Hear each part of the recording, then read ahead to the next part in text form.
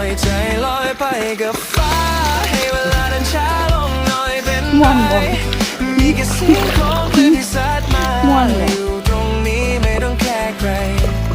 ให้สายลมช่วยพัดพาความเศร้าที่เราเคยแบกเอาไว้ให้ธรรมชาติช่วยกล่อมเบาๆแค่วันนี้ที่ใจได้พักผ่อน